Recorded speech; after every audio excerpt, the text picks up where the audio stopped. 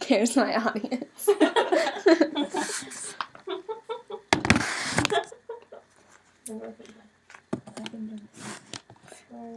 Okay.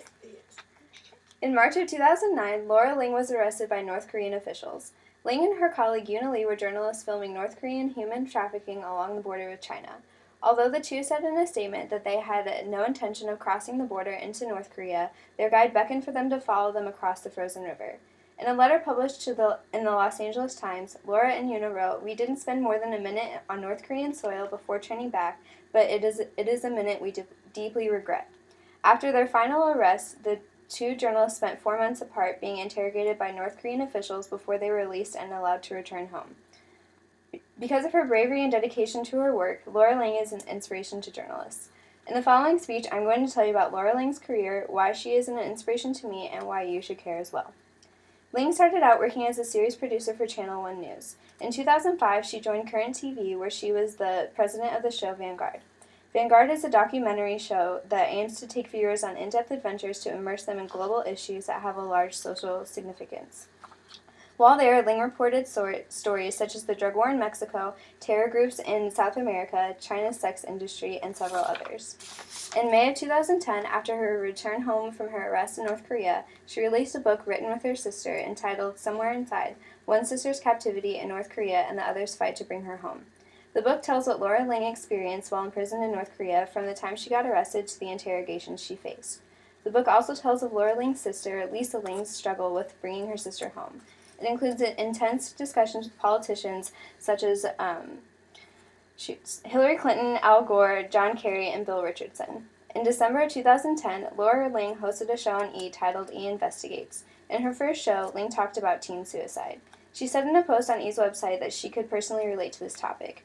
Being imprisoned in North Korea made her find herself in the darkest and loneliest of places from which I felt I might never be able to escape except by taking my own life, she said in the post. But now, and especially after doing this episode, Laura Ling said she realized it was a terrible mistake to even consider suicide. Laura Ling came to speak at Ball State last year. This is when I first realized what an inspiration she was to me. As I sat in the audience, I was amazed by her poise and confidence when speaking about what must have been a sensitive topic for her.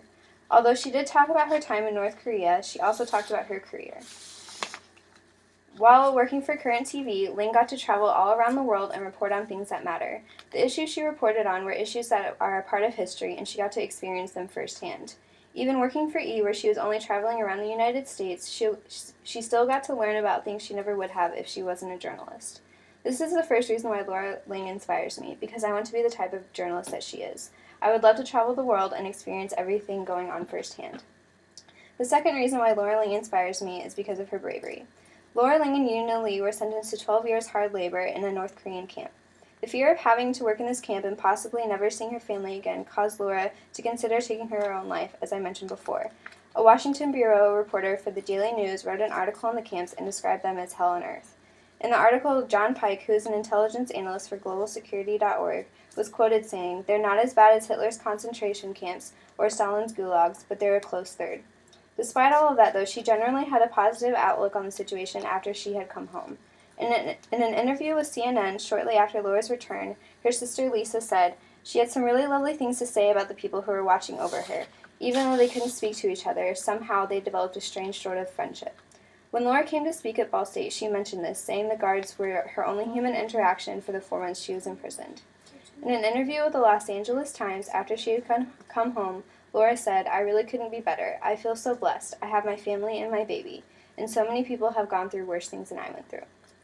While Laura Ling is an obvious inspiration to journalists everywhere, others should care about her experiences as well.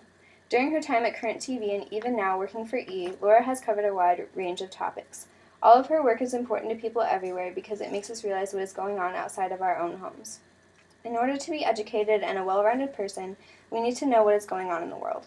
This is where journalists like Laura Ling come in. They provide the stories and information that people should know and document the problems that are happening. Laura Ling has moved past her arrest and continues to be a working journalist today.